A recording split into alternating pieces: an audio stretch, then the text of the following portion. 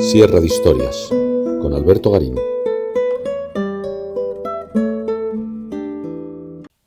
Es posible que Priene no sea la más conocida de las ciudades jonias, existiendo en sus cercanías urbes más destacadas y populares como Éfeso o Mileto. Pero recorrer las actuales ruinas de Priene nos permite adentrarnos en todas las facetas de esa historia de las ciudades jonias, y así poder resaltar algunos puntos que habitualmente olvidamos en la historia. El primero es que en gran medida estas ciudades ya existían antes de ese gran éxito del periodo jonio, allá por los siglos 7, 6, 5 a.C. En gran medida todas son ciudades fundadas por los micénicos durante el segundo milenio a.C. El segundo punto importante es que en todos los casos, y en Priene es altamente visible, insisto, cuando recorremos las ruinas, buena parte del éxito que estas ciudades tuvieron como emporios comerciales no solo fue por el control de las técnicas de navegación y a partir de ahí el dominio que tuvieron sobre el Mediterráneo oriental, sino los notabilísimos valles que había a las espaldas de estas ciudades, especialmente el Valle del Meandro, un lugar de una fertilidad sobresaliente incluso hasta hoy, que les permitía a esos barcos que se lanzaban al mar a la búsqueda de los materiales más insignes para el comercio, llevar ya sus bodegas cargadas gracias a las producciones agrícolas de este Valle del Meandro. Y en tercer lugar, tan importante como los primeros, es que estas ciudades no solo no decayeron al terminar el periodo griego vinculado a ese mundo jonio y en esencia el de los herederos de Alejandro Magno, sino que tuvieron una larga vida durante el Imperio Romano y sobre todo durante el Imperio Bizantino, al menos durante la primera parte del Imperio Bizantino, que en todas estas ciudades quedó reflejado con la construcción de grandes iglesias cristianas, que en Priene tiene una singularidad.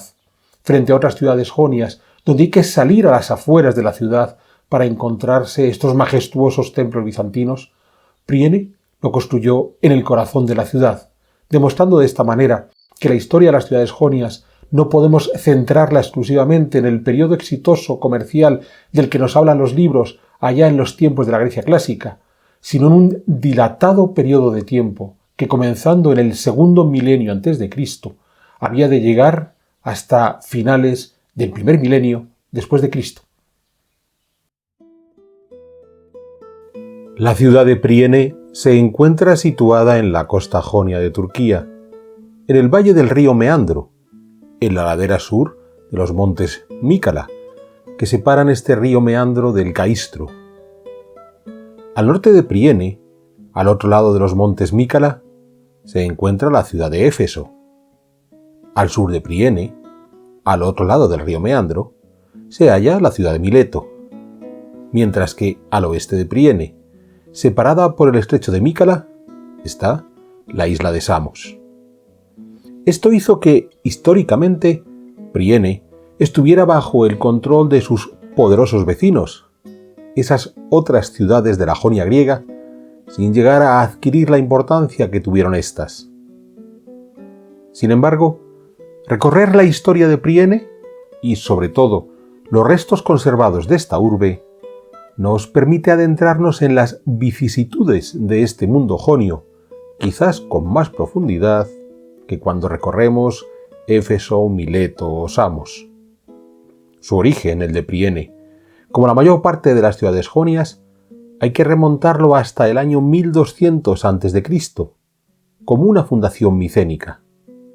Los micénicos fueron una civilización formada en Grecia desde mediados del segundo milenio a.C., que logró dominar la navegación por influencia de los cretenses, lo que les permitió a los micénicos lanzarse a controlar las rutas del Egeo y adentrarse tanto en el Levante como en el Mediterráneo central.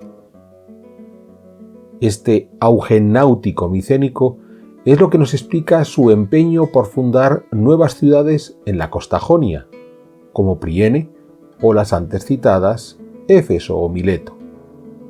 La idea fue establecer pequeñas colonias en esta parte del Egeo oriental para poder comerciar con los sitios del interior de Anatolia, de donde obtenían estaño para la metalurgia del bronce.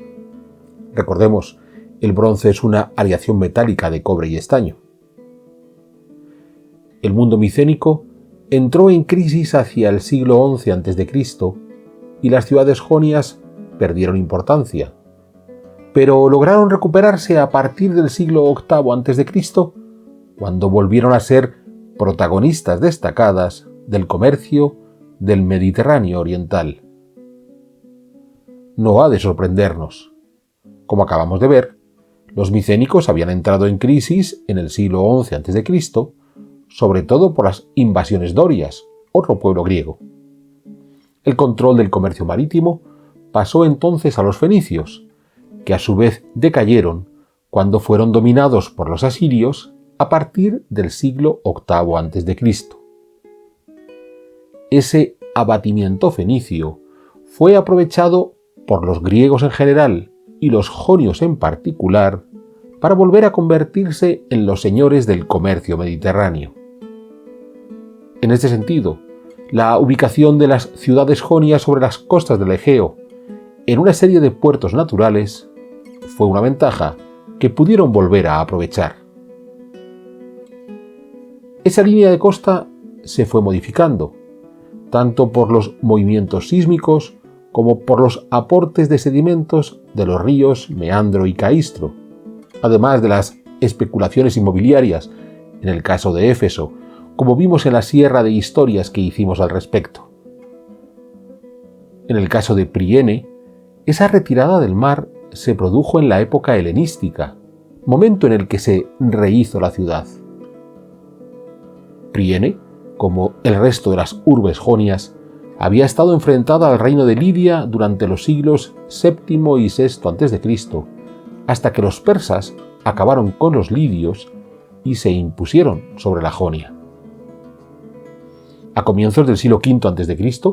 se produjo la revuelta jonia, cuando las ciudades de esta región se sublevaron contra los persas, apoyados por los griegos europeos. Los persas terminaron por derrotar a los jonios y destruyeron Mileto, que había liderado la revuelta, pero también destrozaron a vieja Priene, la que había sido puerto de mar. Años después, con la ayuda de Mileto y Atenas, esta vieja Priene fue reconstruida en su ubicación tradicional, pero volviendo a caer en manos de los persas. Es cierto que el mar ya se había alejado, y las orillas del río Meandro, que crecía con regularidad, generaron un área pantanosa que dificultó la vida de los habitantes de Priene. Fue entonces cuando el sátrapa Mausolo de Caria decidió reubicar Priene en un emplazamiento más saludable, algo que llevó a cabo poco antes de su muerte en el año 353 a.C. La historia de Mausolo, tan pronto conspirador como aliado de su señor, el rey de los persas, merecería un capítulo aparte, aunque su fama se deba sobre todo a su tumba monumental, el Mausoleo de Halicarnaso, una tumba, ese mausoleo, que ha dado nombre en la historia del arte a las sepulturas fastuosas.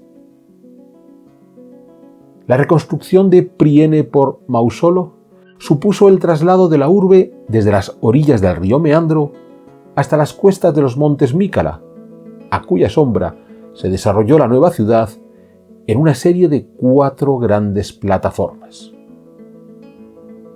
La terraza superior fue la de la Acrópolis, situada sobre el monte Teloneion, un cerro de casi 130 metros de altura que marca todo el horizonte de la ciudad. Pese a la espectacularidad del sitio, el acceso a la Acrópolis siempre fue complicado. En las otras 3 terrazas, descendiendo ya hacia el Valle del Meandro, es donde se situó la ciudad propiamente dicha, en cuya conclusión también intervino Alejandro Magno. El hecho de ser una ciudad aterrazada no impidió que la trama urbana fuera regular, pues el gobierno municipal tenía un carácter democrático que había de quedar reflejado en esa traza ortogonal. Ya vimos la relación entre el sistema democrático y las tramas regulares urbanas en la sierra de historias dedicada a Mileto. Las avenidas, largas, planas y anchas, iban en dirección este-oeste en paralelo al curso del meandro. Obviamente, las calles que iban en dirección norte-sur eran las que salvaban las diferentes plataformas, por lo que solían tener escalinatas. Todo el conjunto estaba amurallado, y al interior de las murallas se desarrollaron los edificios más notables de la ciudad. Unas murallas que desde lejos debían parecer aún más impresionantes por los muros de contención de cada una de las plataformas que aumentaban la sensación de fortificación del lugar. En la plataforma que quedaba inmediatamente al pie del monte Teloneion, a unos 100 metros sobre el nivel del mar, se situaron algunos de los edificios más destacados de la ciudad, comenzando por el Teatro Griego, modificado en tiempos romanos, tanto para ampliar el aforo como para acomodarlo a las nuevas obras de teatro, donde se requería mayor espacio para los actores sobre el escenario. Al final de la avenida del teatro, en dirección oeste, se encontraba el gran templo dedicado a Atena, el más importante de la ciudad y que fue una de las obras que financió Alejandro Magno. Por debajo quedaba una nueva plataforma, ya a 79 metros sobre el nivel del mar, donde se habilitó el Ágora como espacio tanto de mercado como de actividades públicas. Un ágora limitada en sus lados por grandes estoas, la más destacada, la situada al norte, tras la cual se abría el Bouleuterion, el senado de la ciudad, que regía los asuntos municipales. Aún había otra plataforma más, la cuarta, a 30 metros sobre el nivel del mar, donde se construyó un estadio con un gimnasio adjunto. Todo este conjunto, como hemos señalado, estaba rodeado por una inmensa muralla que permitió no solo defender la ciudad, sino controlar el valle del Meandro. En este sentido, en el momento que Priene perdió su carácter de puerto marítimo, y aunque siguió navegando a través del río Meandro por sus puertos fluviales, la importancia de la ciudad radicó en el control de esa fértil vega. Porque una de las grandes ventajas que tuvieron las ciudades jonias para su comercio de ultramar fue contar con ese país interior que era la vega del Meandro, que además fue creciendo con los siglos, según avanzaba la línea de costa. Una vega que era un territorio muy fecundo, que permitió llevar las bodegas de los barcos jonios llenas no solo con los productos mineros del interior de Anatolia, sino también con las cosechas agrícolas del Meandro, empezando por el aceite de oliva. De esta manera, los jonios aseguraban la alimentación de sus populosas ciudades, al tiempo que la de sus navegantes, y aún les quedó producción con la que comerciar.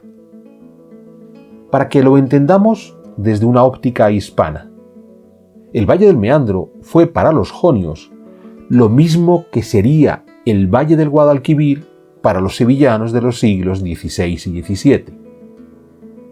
Estos sevillanos pudieron controlar el mercado americano por 200 años, entre otras razones, por disponer de un buen puerto natural, aguas arriba del Guadalquivir, al mismo tiempo que el amplio valle bético alimentaba su ciudad, a sus navegantes, y aún dejaba una gran producción para comerciar con América. Es cierto que la Priene helenística y romana fue perdiendo progresivamente habitantes que prefirieron emigrar a los puertos del Egeo como Mileto o Éfeso, pero eso no impidió que la ciudad mantuviera cierto dinamismo hasta los tiempos bizantinos. Es entonces cuando se construyó la Basílica Cristiana, situada en la plataforma del teatro y contra unas antiguas termas romanas. Esta iglesia de Priene presenta una serie de singularidades respecto a otros templos cristianos del período bizantino de las ciudades jonias que merece la pena indicar. Por un lado, su ubicación, frente a Mileto o Éfeso, en donde las grandes iglesias quedaron en los márgenes de la ciudad. Aquí en Priene, la iglesia ocupó una posición central, tal como acabamos de señalar, en la misma plataforma del teatro. Por lo general, que las iglesias quedaran a las afueras de las ciudades se debía a que se construían sobre los cementerios, siempre extraurbanos, según las leyes romanas, donde podían estar enterrados los mártires o santos del cristianismo primitivo. Esa posición central de la iglesia de Priene nos muestra una sociedad ya plenamente cristianizada, que colocó su iglesia en medio de la ciudad. Un edificio del siglo V, quizás más de la segunda que de la primera mitad del siglo, lo que nos muestra que el obispado de Priene, para ese siglo V, había adquirido una importancia tal que podía insertarse en el corazón de la ciudad, algo que no termina de sorprendernos, pues estamos en una fase muy inicial del cristianismo oficial. Por otro lado, en la iglesia podemos distinguir claramente dos fases. En la primera, observamos una planta basilical con un nártex previo y al interior 3 naves separadas por columnas recuperadas de la estoa sur del ágora, todo terminado con un ábside al fondo de la nave principal en el cual se situaba el coro detrás del altar donde se colocaban los religiosos que acompañaban la misa. El resultado, esta nave basilical sencilla mirando hacia el ábside, era un espacio litúrgico muy sencillo que nos recuerda a las primitivísimas iglesias, las primeras iglesias oficiales de Roma.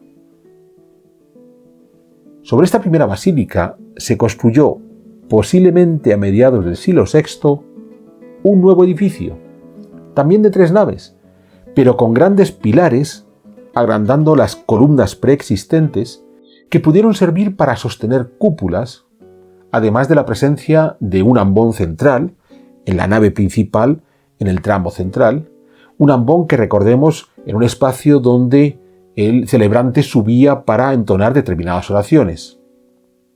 Además de esta segunda fase, son los restos de las cancelas que nos encontramos aquí y allá y que podían servir para separar el presbiterio del área de los fieles a modo de iconostasio. Por tanto, una complejización del espacio litúrgico que sabemos que en el Imperio Bizantino se está dando desde mediados del siglo VI, sobre todo durante el reinado del emperador Justiniano. Retengamos esta idea. En algo más de medio siglo, que es lo que separa la fase 1 de la fase 2 de la iglesia de Priene, en esta iglesia, los habitantes de Priene decidieron actualizar el templo, ajustándolo a los nuevos usos litúrgicos que se estaban desarrollando en Constantinopla. Esa preocupación por estar al día de las modas teológicas nos está hablando de una ciudad dinámica en ese siglo VI, algo que era común al resto del mundo jonio. Durante estos siglos iniciales del Imperio Bizantino no estamos en una fase de crisis de las ciudades jonias, aún seguían siendo unas urbes comerciales esplendorosas. Porque recordemos que la crisis de la Jonia no habría de ocurrir hasta el siglo VII, con la llegada de los árabes que durante casi 100 años asolaron la región en sus campañas militares. Fue en ese momento cuando se desarticuló el sistema comercial que los jonios habían logrado nutrir desde hacía varios siglos. No es de extrañar. Los árabes, gracias a sus aliados los marineros coptos, se lanzaron al mar, pirateando y contrabandeando, compitiendo así con los barcos jonios, si no es que directamente los destruían. Pero además, las razias por tierra de los árabes debieron afectar a la producción agrícola del Valle del Meandro, que dejó de ser esa rica fuente de productos agrícolas para el mercado mediterráneo que se abastecía desde Jonia. De modo que los jonios se encontraron con una violenta competencia comercial en el mar y además con las bodegas de sus barcos vacías. Tras casi un siglo de esa situación de crisis, desde mediados del siglo VII a mediados del siglo VIII, las ciudades jonias cayeron en una profunda crisis. No fueron los terremotos ni la colmatación de los sedimentos lo que acabó con el éxito de las ciudades jonias, sino la destrucción de sus redes de comercio marítimo, insisto, desde mediados del siglo VII a mediados del siglo VIII, por las acciones militares de los árabes. A los terremotos y a las colmataciones sedimentarias, los jonios supieron hacerle frente. Al bloqueo de sus mercados, no. Como el resto de las ciudades jonias, Priene fue perdiendo población. Para el siglo XIII ya solo era un pueblo diminuto que acogió una guarnición turca hasta quedar definitivamente abandonada poco después. Hubo de esperar Priene que los arqueólogos del siglo XIX encontraran sus ruinas para así resucitar para la historia.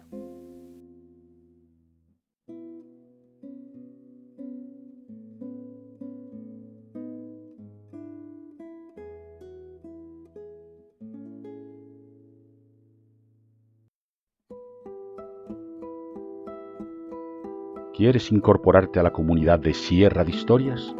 Pulsa el botón Unirme, apóyanos con tu contribución y conviértete en miembro de nuestro canal.